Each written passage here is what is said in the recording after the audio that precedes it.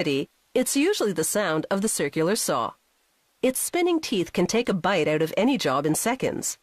There are many claims to the invention of the circular saw, but there's no doubt that when its design was perfected in the last century, it revolutionized woodworking.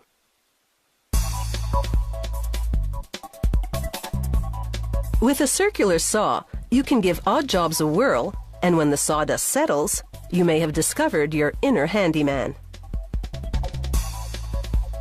To make a circular saw blade, a laser burns into a sheet of steel to cut out jagged discs in the basic shape of a circular saw blade.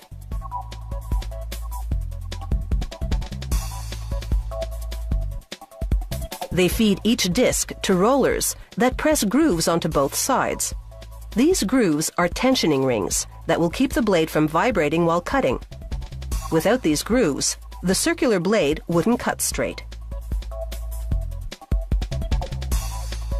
At the next station, the assembler measures sags and buckles before feeding the discs to a machine that rolls them flat like a pie crust. A grinding wheel polishes the blade.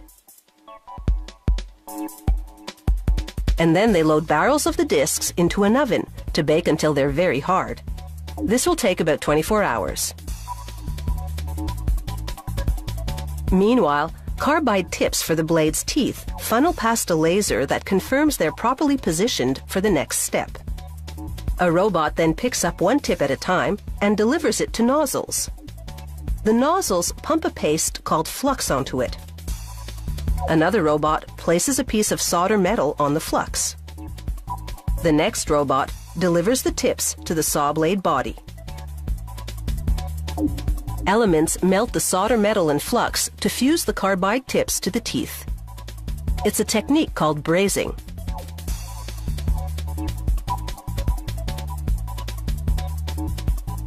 Teeth with carbide tips last longer without losing their sharpness.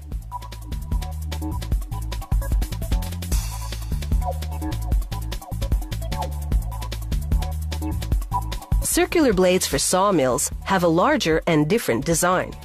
They brush flux around a side hole and then place soldering metal on an elongated carbide tooth.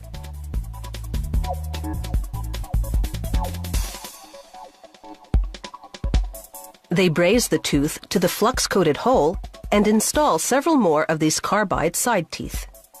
The side teeth will enable this sawmill blade to tear through big logs. The smaller circular saw blade now spins on an axle while a spray nozzle sandblasts it.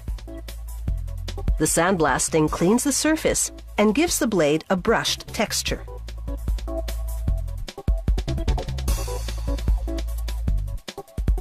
A mechanical finger now moves one of the blade's teeth into position for sharpening. A grinding wheel tapers each tooth. A different wheel moves in and grinds the outside diameter of the blade. The geometric angle of the grinding can vary depending on the type of blade being made. The grinding wheel then hones the face of each tooth to give it a sharper edge.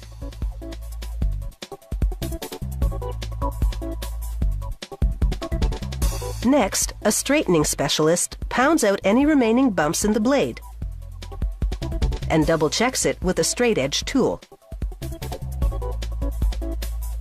He wipes off any smudges and then holds the blade to the light and examines it to confirm that it has no flaws.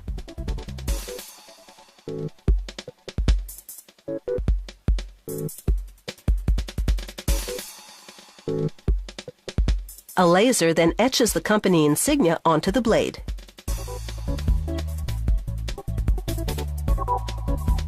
And now this circular saw blade is ready for its close-up. A camera focuses on the teeth and sends the picture to a computer. It analyzes the cutting angle and the clearance of each tooth to make sure each one measures up. The result is circular saw blades that should be able to keep their edge on the job.